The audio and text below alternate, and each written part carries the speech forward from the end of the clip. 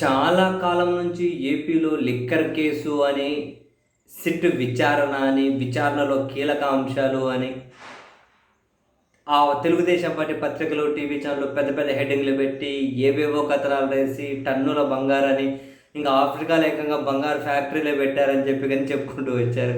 జగన్ ఇంట్లో కింద సొరంగం పెట్టి, అందులో ట్రక్కుల్లో పెట్టారు. అందులో రైలు స్టేషన్‌లు నిర్మించారని ఏదేదో చెప్పుకుంటూ పోయారు మొత్తం మీద. తీరా చూస్తే కనీసం బేసిక్ ఆధారాలు కూడా ఇవ్వలేకపోతే ఏసీబీ కోర్టు డిఫాల్ట్ బెయిల్ మంజూరు చేసింది. ఇందు కేసులో ఉన్న గోవిందప్ప బాలాజీ, ధనంజయ రెడ్డి, కృష్ణమోహన్ రెడ్డికి డిఫాల్ట్ బెయిల్ మంజూరు చేశారు. మినిమం ఆధారాలు కూడా లేవయా, ఎట్లా వాళ్ళని జైల్లో పెట్టాలి అన్నారు సిట్ను. ఏం చేయాలో వాళ్ళకి దిక్కు తెలియాలి. ఈరోజు ఇంకా మళ్ళీ ఏసీబీ కోర్టులో మిథున్ రెడ్డి గారు రెగ్యులర్ బెయిల్ పిటిషన్ మీద కూడా విచారణ ఉంది. ఇప్పటికే ఆయన మధ్యంతర బెయిల్ పిటిషన్ మీద బయట ఉన్నారు. అంతా ప్రభుత్వము, సిట్టు, దీని ఏమంటారు కథన పుంకాలుగా కథనాలు రాసిన వాళ్ళ పత్రికలు, ప్రసారం చేసిన టీవీ ఛానళ్ళు బ్యా జనం ముందు అట్లా అయిపోయారు వాళ్ళ పరిస్థితి. ఇంకా దాని నుంచి బయటకు రావాలంటే ఏం చేయాలి?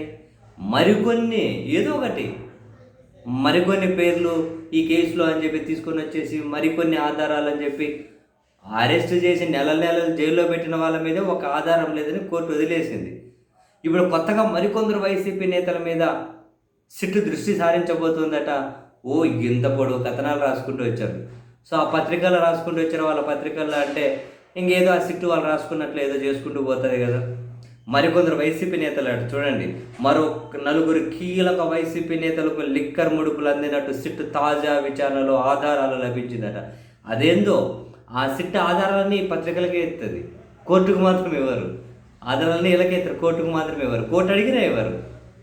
బహుశా కోర్టు దగ్గర సెక్యూర్గా ఉండమని వీళ్ళ దగ్గర ఇచ్చి దాచిపెట్టమని చెబుతారేమో ఆధారాలు, మనకైతే తెలియదు. 4 కీలక నేతలట. ఉత్తరాంధ్రలో వైసీపీ కీలక నేత మేనల్లుడట.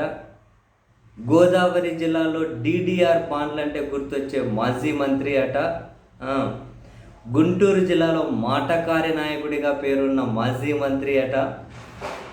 ఉమ్మడి అనంతలో మార్నింగ్ స్టార్ మాజీ ఎమ్మెల్యే అట. ఈ పేర్లు ఇవి చదివితే తెలియదా ఎవరి గురించి రాసుకుంటూ వస్తున్నారు? మార్నింగ్ స్టార్ అంటే కేతిరెడ్డి వెంకటరామరెడ్డి, ధర్మవరం మాజీ ఎమ్మెల్యే. గుంటూరు జిల్లాలో మాటకారి మాజీ నాయకుడు అని ఇంకా మాజీ మంత్రి ఇంకా అంబటి రాంబాబు. అందరూ తెలుసు కదా ఎవరని. ఇంకా ఎందుకు ఫ్లడ్ లైట్లో వెళ్తున్న దొంగాట ఆడడం ఎందుకు ఇంకా. సో తొందరలో అంటే సిట్టు విచారణలోకి ఈ పేర్లు బయటకు వచ్చాయట. త్వరలో వీళ్ళకి సిట్టు నోటీసులు ఇచ్చే అవకాశం ఉందట. 1000 కోట్ల రూపాయలను వీళ్ళు దోచేశారట. ఏదో ఇంకా పెద్ద కథనం లేండి, ఇదంతా ఇంకా సినిమా స్టోరీని తలపించే విధంగా ఉంది.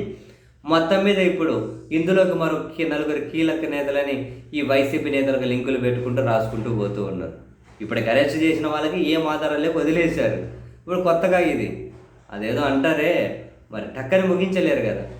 ఏదో ఒకటి ఫుల్ విమర్శలు వస్తూ ఉన్నప్పుడు దాని నుంచి పక్కకు పోవాలంటే, వీళ్ళను గుడ్డిగా నమ్మే వాళ్ళనైనా సాటిస్ఫై చేయాలంటే ఇట్లా ఏదో ఒకటి రాసుకుంటూ పోవాలి కదా.